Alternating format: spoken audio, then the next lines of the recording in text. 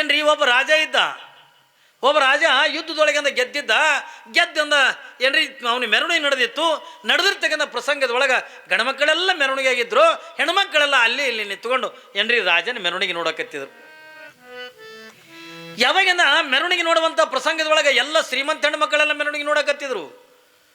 ಹಿಂಗೆ ಮೆರವಣಿಗೆ ನೋಡ್ತಾ ಇರುವಂಥ ಪ್ರಸಂಗದೊಳಗೆ ಆ ಶ್ರೀಮಂತ ಹೆಣ್ಣು ಮಕ್ಕಳ ಒಬ್ಬಕ್ಕೆ ಅತೀ ಬಡತನದೊಳಗಿರ್ತಕ್ಕಂಥ ಹೆಣ್ಣು ಮಗಳು ರಾಜನ ಮೆರವಣಿಗೆ ನೋಡಕ್ಕೆ ನಿಂತಾಳ.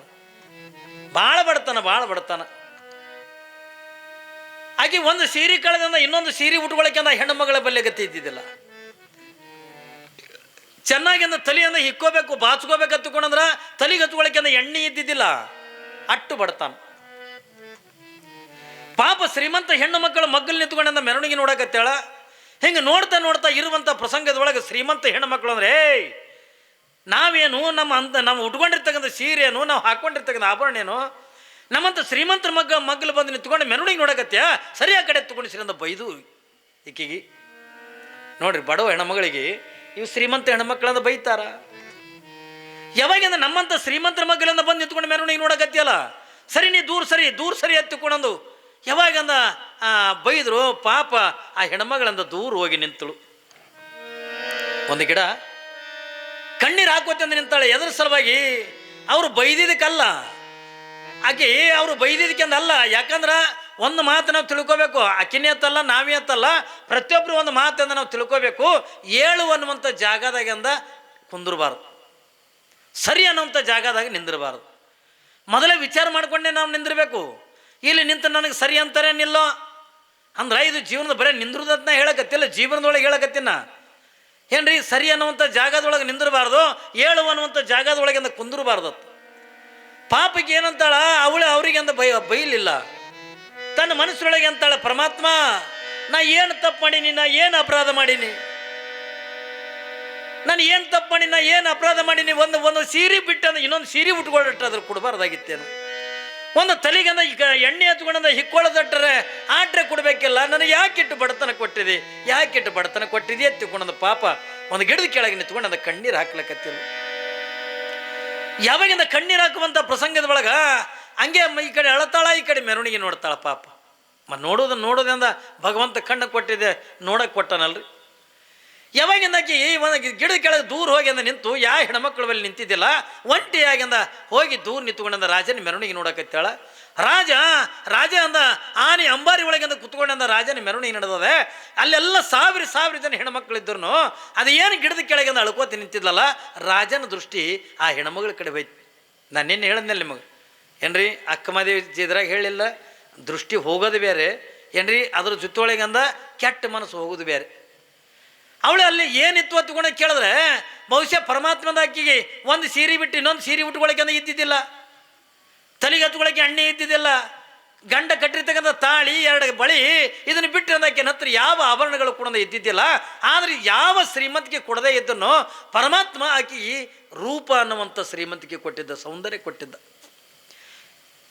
ಸೌಂದರ್ಯ ಅಂತಕ್ಕಂಥ ಕೊಟ್ಟಿದ್ದ, ರೂಪ ಅಂತಕ್ಕಂಥದ್ದು. ಬಡತನ ಇದ್ರೂ ಕೂಡ ಆ ಹೆಣ್ಮಗಳ ಬಲ್ಲಿ ಅಂದ ರೂಪ ಅಂತಕ್ಕಂಥ ಭಾಳ ಚೆನ್ನಾಗಿತ್ತು.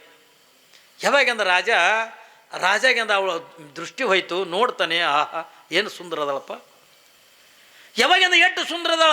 ಅವಳು ಯಾರು ಅನ್ನೋದನ್ನ ಮಂತ್ರಿಗಂದ ಕೇಳ್ಕೊಂಡು ಬಾತ್ಕೊಂಡು ಕಳಿಸದ. ಒಬ್ಬ ಬಡವನ ಹೆಣ್ತಿದ್ಲಕ್ಕೆ ಗುಡಿಸಲ ಹಾಕೊಂಡ ಜೀವನ ಕಳೀತಕ್ಕಂಥ ಜೀವನ. ಯಾವಾಗಿಂದ ರಾಜ ಅಂದ ಮೆರವಣಿಗೆ ಅಂದ ಬೇಗಂದ ಹೋಲ್ ಎತ್ತಿಕೊಂಡಂದ. ಅವಾಗಿಂದ ಅರಮನೆ ಬಂದ ಮೆರವಣಿಗೆ ಇಳಿತು.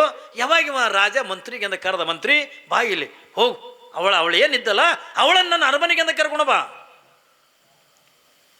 ಯಾಕ ನನ್ನ ಮನಸ್ಸು ಅಂತಕ್ಕಂಥ ಅವಳ ಮೇಲಿಂದ ಹೋಗ್ಯದೆ. ನಾನು ಅವಳ ಜೊತೆಯೊಳಗಂದ ಇರಬೇಕು, ಅವಳ ಜೊತೆಯೊಳಗಂದ ಕೂಡಬೇಕು ಏನ್ರಿ, ಅವಳ ಸೌಂದರ್ಯವನ್ನು ನಾನು ನೋಡ್ಬೇಕಂತಕೊಂಡಂದು. ಯಾವಾಗಂದ ರಾಜ ಅಂದ್ರ ಮಂತ್ರಿ ಕುಣಂದ ಹೇಳ್ತಾನೆ, ಬ್ಯಾಡ ಪ್ರಭು, ಪಾಪ ಬಡವರದವ್ರು ತಕೊಂಡಂದ್ರ ಇಲ್ಲಿಲ್ಲ, ಅವಳು ಒಂದು ದಿವಸದ ಮಟ್ಟಿಗೆ ನನ್ನಂತೆ ಆದರೆ ಅವಳಿಗೆ ಅರ್ಧ ರಾಜ್ಯವನ್ನು ಕೊಡ್ತೀನಿ ಅಂತ ಹೇಳುವಂದ. ನೋಡಿ, ಒಂದು ದಿವಸದ ಮಟ್ಟಿಗೆ ನನ್ನಂತೆ ಆದ್ರೆ ಅವಳಿಗೆ ಅರ್ಧ ರಾಜ್ಯವನ್ನು ಕೊಡ್ತೀನಿ ಎತ್ತಿಕೊಂಡಂದು ಹೇಳು. ಯಾವಾಗಂದ ಆಯ್ತು ಪ್ರಭು ಎತ್ತಿಕೊಂಡಂದು. ಪಾಪ ಹೋದ, ಗುಡಿಸಲು ಮನೆ, ದೊಡ್ಡ ಮನೆ. ಪಾಪಕ್ಕೆ ಬಾಗಿಲ್ದ ನಿಂತಿದ್ಲು. ಓಹೋ ಇದೇನಿದು, ಮಂತ್ರಿಗಳು ಈ ಕಡೆ ಹೊಂಟ್ರಲ್ಲ, ಇಲ್ಲಿ ಯಾರ ಮನೆಗೆ ಯಾರ ಮನೆಗೆ ಹೊಂಟ್ರ ತಗೊಂಡು ಪಾಪ ನೋಡ್ತಾಳೆ. ನೇರವಾಗಿ ಆಕಿನ ಮನೆಗೆ ಬಂದ.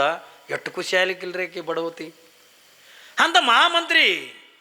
ಅಂತ ಮಹಾಮಂತ್ರಿ ಅಂದ ನನ್ನ ಮನೆತನಕ್ಕೆ ಅಂದ ಬಂದನಂದ್ರೆ ಆಕಿನ ಬಂದ್ರ ಪಾಪ ಕುಂದ್ರಸಾಕಂದ ಆಕಿನ ಬಳಿ ಹಾಸಕ್ಕೂ ಕೂಡ ಏನೂ ಇಲ್ಲ, ಅಟ್ಟು ಬಡ್ತಾನ ಏನ್ರಿ ಯಪ್ಪ ನಿಮಗೆ ಕುಂದ್ರಕ್ಕೆಂದ ಹಾಸಕ್ಕೂ ನನ್ನ ಹತ್ರ ಏನೂ ಇಲ್ಲ, ನನ್ನಂಥ ಬಡವ್ರ ಮನೆಗೆ ನೀವು ಎದಕ್ಕೆ ಬಂದಿರಿ ಎತ್ತುಕೊಂಡು ಕೇಳಿದಾಗ ನನ್ನ ಮನೆಗೆ ನೀವು ಬಂದಿದ್ದು ನೋಡಿದ್ರ ನನ್ನ ಮನೆತನಕ್ಕೆ ಅಂದ ಭಾಗ್ಯದ ಲಕ್ಷ್ಮಿ ಬಂದಂಗೆ ಆಯ್ತು ತವು.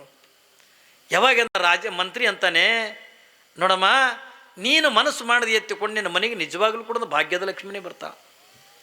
ಯಾವಾಗೆಂದ ಬಡವ ಹೆಣ್ಮಗಳಂತಾಳೆ ನನ್ನಂತಳು ಮನೆಗೆ ಅಂದ ಆಕೆ ಬರಂಗಿಲ್ಲಪ್ಪ, ಆಕೆ ಸೇನಿದ್ರು ಶ್ರೀಮಂತರ ಮನೆಗೆ ಹೋಗಾಕಿ, ನನ್ನಂತ ಬಡವಿ ಮನೆಗೆ ಅಂದ ಬರಂಗಿಲ್ಲ. ಇಲ್ಲ ನಿನ್ನ ಮನಸ್ಸು ಮಾಡಿದ್ರ ಏನ್ರಿ, ನೀ ಮನಸ್ಸು ಮಾಡಿದ್ರೆ ನಿನ್ನ ಮನೆಗೆ ಅಂದ ಅರ್ಥ ಅಂತೀವಿ, ನಿನ್ನ ಭಾಗ್ಯದ ಲಕ್ಷ್ಮಿ ಬರ್ತಾಳೆ. ಹೆಂಗೆ ಬರ್ತಾಳೆ? ನಾ ಎದಕ್ಕೆ ಮನಸ್ಸು ಮಾಡಲಿ, ನಾನೊಬ್ಬ ಬಡವ ಹೆಣ್ಮಗಳು, ನಾನೆಂದ ಎದಕ್ಕೆ ಮನಸ್ಸು ಮಾಡಲಿ ಎತ್ತಿಕೊಂಡಂದಾಗ ಅವಾಗ ಮಂತ್ರಿ ಅಂತಾನೆ, ನೋಡು ರಾಜ ನಿನ್ನ ಮ್ಯಾಲಿಂದ ಮನಸ್ಸು ಮಾಡ್ಯಾನೆ, ನೀ ಒಂದು ದಿವಸದ ಮಟ್ಟಿಗೆ ಆದ್ರೂ ಕೂಡ ಅವನಂತೆ ಆದ್ರೆ ನಿನಗೆ ಅರ್ಧ ರಾಜ್ಯವನ್ನು ಕೊಡ್ತೀನಿ ಎತ್ತುಕೊಂಡು ಹೇಳ್ಯಾನ ರಾಜ. ಯಾವಾಗ ಅದು ಶಿವ ಅಂದ್ಲಕ್ಕೆ ಪಾಪ ಬಡವ ಹೆಣ್ಣು ಮಗಳು. ಮಂತ್ರಿ ಏನು ಮಾತಾಡಕತ್ತೀರಿ ನೀವು? ಪರಮಾತ್ಮ ನನಗಿಂದ ಹೊಟ್ಟೆಗಿಂದ ಚೆನ್ನಾಗಿಂದ ಅನ್ನ ಕೊಟ್ಟಿಲ್ಲ, ಉಟ್ಕೊಳ್ಳೋಕ್ಕಿಂತ ಚೆನ್ನಾಗಿಂದ ಬಟ್ಟೆ ಕೊಟ್ಟಿಲ್ಲ, ಆದ್ರೆ ಎಲ್ಲದಕ್ಕಿಂತಲೂ ಕೂಡ ಹೆಚ್ಚಿನ ಶ್ರೀಮಂತಿಕೆ ಅಂತ ನನಗೆ ಏನು ಕೊಟ್ಟಾನ ತಗೊಂಡು ಕೇಳಿದ್ರೆ ನನ್ನ ಪತಿವ್ರತ ಧರ್ಮ ಹತ್ತುಕೊಂಡನಂತ ಏನ್ರಿ ಶ್ರೀಮಂತಿಕೆ ಅಂತಕ್ಕಂಥ ಕೊಟ್ಟಾನ. ಈ ಶ್ರೀಮಂತಿಕೆ ಮುಂದೆ ಅದು ಯಾವುದು ಕೂಡ ನನಗೆ ಬೇಕಾಗಿಲ್ಲ ಏನ್ರಿ, ನನ್ನಂಥ ಬಡವಿ ಮೇಲೆ ಅಂದ ರಾಜ ಮನಸ್ಸು ಮಾಡ್ಯಾನ. ಆಯಿತು, ಯಾವಾಗಿಂದ ರಾಜ ಮನಸ್ಸು ಮಾಡ್ಯಾನ ತಗೊಂಡಂದಾಗ ನಾನು ಒಪ್ಕೋತೀನಿ, ಆದ್ರೆ ನಾನು ಕಂಡೀಷನ್ ಅದಾವ. ಏನು ಕಂಡೀಷನ್? ಅವ ಅರಮನೆಯಿಂದ ನಾನು ಗುಡಿಸಲ್ತನ ಕೂಡ ನಡ್ಕೋತ ಬರ್ಬೇಕವ. ಅದು ಹೆಂಗೆ ಬರಬೇಕು? ಬರಿಗಾಲಿನಿಂದ, ಕಾಲಾಗಿಂದ ಚಪ್ಪಲಿ ಇರ್ಲಾರ್ದಂಗ, ಮೈ ಮೇಲಿಂದ ರಾಜ ಪೋಷಕಗಳು ಇರ್ಲಾರ್ದಂಗ, ಏನ್ರಿ ತಲೆ ಮ್ಯಾಗಿಂದ ಕಿರೀಟ ಬೇಡ, ಏನೂ ಬೇಡ, ಯಾವುದು ಕೂಡ ಇರ್ಲಾರ್ದಂಗ ತನ್ನ ಅರಮನೆಯಿಂದ ನನ್ನ ಗುಡಿಸಲು ತನ್ನ ನಡ್ಕೋತ ಬರಬೇಕು ಒಂಟಿಯಾಗಿ. ಸೈನಿಕರಿಲ್ಲ, ಸೇವಕರಿಲ್ಲ, ಯಾರೂ ಇಲ್ಲ, ಒಂಟಿಯಾಗಿ ಬರ್ಬೇಕು. ಇನ್ನು ಎರಡನೇ ಕಂಡೀಷನ್ ಏನು? ನನ್ನ ಮನೆಗೆ ಬಂದ ಬಳಿಕ ನಾನು ಏನು ಕೊಡ್ತೀನಿ ಅದು ಊಟ ಮಾಡಬೇಕು. ಇಷ್ಟೇ ಅಂದವ. ಆಯಿತು, ಯಾವಾಗ ಇಷ್ಟೇ ಹತ್ತುಕೊಂಡಂದು ಮಂತ್ರಿ ಅಂದ. ಆಯಿತು, ರಾಜನಿಗೆ ಅಂತ ಹೇಳ್ತೀನಿ ಎತ್ತುಕೊಂಡಂದು ಹೋದ. ಯಾವಾಗಂದ ಇವ ಮಂತ್ರಿ ಬರೋದು ದಾರಿ ಕಾಯಕತ್ತಿದ್ದಾನ, ಹೇಳಿನಲ್ಲಿ ನಿಮ್ಮ ಕಾಮಾತುರಾಣ ನ ಭಯಂ ನ ಲಜ್ಜ ಹತ್ತುಕೊಂಡ. ಯಾವಾಗಿಂದ ಮಂತ್ರಿ ಬರ್ತಕ್ಕಂಥ ದಾರಿ ಕಾಯಕತ್ತಿದ್ದ, ಯಾವಾಗಿಂದ ಮಂತ್ರಿ ಬಂದ ಅವನಿಗೆ ಭಾಳ ದೊಡ್ಡ ಖುಷಿ ಆಯಿತು. ಮಂತ್ರಿ ಅವಳು ಬರ್ಲಕ್ಕಿಂದ ಒಪ್ಕೊಂಡಾಳೇನು? ಒಪ್ಕೊಂಡಾಳ ರಾಜ. ಹೆಂಗ? ಅವಳು ಎರಡು ಕಂಡೀಷನ್ ಅದಾವೆ. ಏನು ಕಂಡೀಷನ?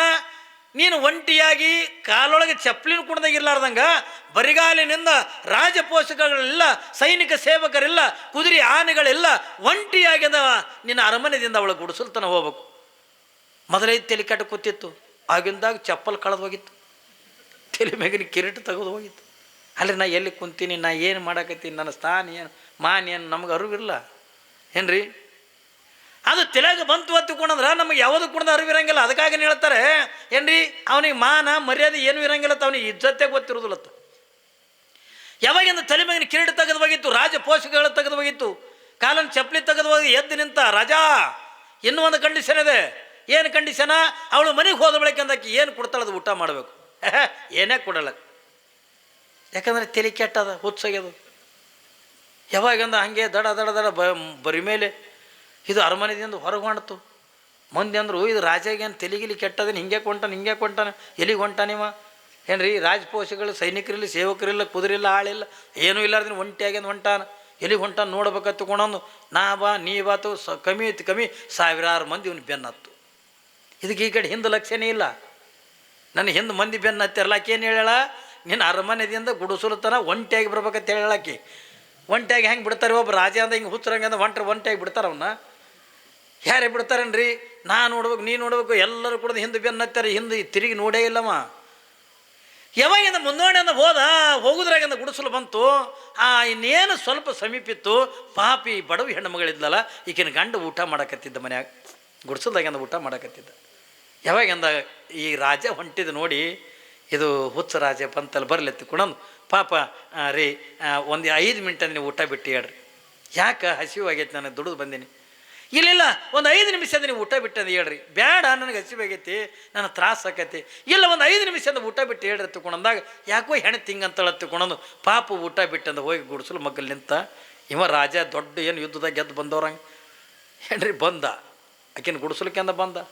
ನೋಡು, ನೀ ಹೇಳಿದ್ದಿಲ್ಲ ಬರಿಗಾಲಿನಿಂದ ರಾಜಪೋಷಗಳಿಲ್ಲಾರ್ದಂಗೆ ಒಂಟಿಯಾಗಿ ಬಾತುಕೊಂಡು ಹೇಳಿದ್ದಲ್ಲ, ಈಗ ನಾ ಒಂಟಿಯಾಗಿ ಬಂದಿನ ತಗೊಂಡು ಕೂಡ ಅಲ್ಲಿ ಗುಡಿಸಲು ಹೊರಗೆ ನೋಡು ಅಂದ್ಲಕ್ಕಿ. ಹಿಂದಕ್ಕೆ ತಿರುಗಿ ನೋಡ್ತಾನ, ಸಾವಿರಾರು ಮಂದಿ ಅದ. ಇಲ್ಲ ಆದರೂ ಕೂಡ ನಾ ಒಂಟಿಯಾಗಿ ಬಂದೀನಿ, ನನ್ನ ಅರಮನೆಯಿಂದ ಏನು ತಂದಿಲ್ಲಲ್ಲ, ಸೈನಿಕರಿಲ್ಲ, ಸೇವಕರಿಲ್ಲ, ಆಳುಗಳಿಲ್ಲ, ಕುದುರೆ ಆನೆ ಯಾವುದು ಕೂಡ ಇಲ್ಲ, ನನ್ನ ಅರಮನೆಯಿಂದ ನಾನು ಒಂಟಿಯಾಗಿ ಬಂದಿನಲ್ಲ ತಗೊಳೋದು. ಆಯ್ತು ಬಿಡು, ಬಂದಿದ್ದೆಲ್ಲ. ನಿನ್ನ ಎರಡನೇ ಕಂಡೀಷನ್ ಏನು? ನೀ ಏನು ಕುಡ್ತೀವಿ ಉಣ್ಬೇಕಲ್ಲ, ಏನು ಕುಡ್ತೀವಿ ಕೊಡು, ನಾವು ಊಟ ಮಾಡ್ತೀವಿ. ಪಾಪ ಗಂಗಾಳ ಒಯ್ದು ಕೊಟ್ಟು ನೋಡ್ದ, ಮೊಸರಿನಾಗ ಶೇಂಗಾದ ಹಿಂಡಿ ಕೂಡಿತ್ತು, ಪಲ್ಯದಾಗ ಅಂದ ಮೊಸರು ಕೂಡಿತ್ತು, ಹಿಂಗೆಲ್ಲ ಕಲಿಬರಿಕೆ ಆಗಿತ್ತು. ರಾಜ ಅಂದ, ಇದೇನು ನನ್ನ ಸಲುವಾಗಿನೇ ನೀಡಿದ್ದು ಅಥವಾ ಯಾರೇ ಉಂಡು ಬಿಟ್ಟಿದ್ದು ಅಂದ. ಅವಾಗ ಅಕ್ಕಿ ಅಂದ್ಲು, ಬೇರೆ ಯಾರೂ ಉಂಡು ಬಿಟ್ಟಿದ್ದಲ್ಲ, ನೀವು ಬರೋದಕ್ಕಿಂತ 5 ನಿಮಿಷದ ಮುಂಚೆ ನನ್ನ ಗಂಡ ಊಟ ಮಾಡಿ ಬಿಟ್ಟಿದ್ದದ ಅಂದಕ್ಕೆ. ಸಿಟ್ಟು ಬಂದುಬಿಡ್ತು ಅವನಿಗೆ. ನನ್ನನ್ನು ಏನು ತಿಳ್ಕೊಂಡೆ ನೀನು? ಈ ರಾಜ್ಯವನ್ನು ಆಳ್ತಕ್ಕಂಥ ರಾಜ ನಾನು, ನನಗೆ ನನ್ನ ಗಂಡ ಉಂಡು ಬಿಟ್ಟಿರ್ತಕ್ಕಂಥ ಎಂಸಲ ಮುಡ್ಸಕತ್ತೀಯ ನನಗೆ ಹತ್ತುಕೊಂಡು ಸಿಟ್ಟಿಗೆ ಬಂದು. ಅವಾಗ ಅಕ್ಕಿ ಅಂದ್ಲು, ಏಯ್ ಹುಚ್ಚು ರಾಜ ಕೊಟ್ಲು ಒಂದು ಕಪಾಳಕ್ಕೆ.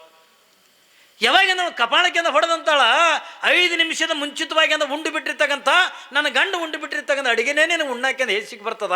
ಈ ಶರೀರ ಅಂತಕ್ಕಂಥ ಅಡುಗೆಯನ್ನು ನನ್ನ ಗಂಡ 20 ವರ್ಷದಿಂದ ಉಣ್ಣಾಕತ್ಯಾನ ಏನ್ರಿ? ಈ ಶರೀರ ಅಂತಕ್ಕಂಥ ಅಡುಗೆಯನ್ನು 20 ವರ್ಷದಿಂದ ನನ್ನ ಗಂಡ ಉಣ್ಣಾಕತ್ಯಾನ. 20 ವರ್ಷಗಳನ್ನ ಉಂಡು ಬಿಟ್ಟಿರ್ತಕ್ಕಂಥ ಎಂದಲ ತಿನ್ನಕ್ಕೆ ಬಂದಿಯಲ್ವ ನಾಯಿ ಅಂದ್ಲತ್ತ. ಏನ್ರಿ?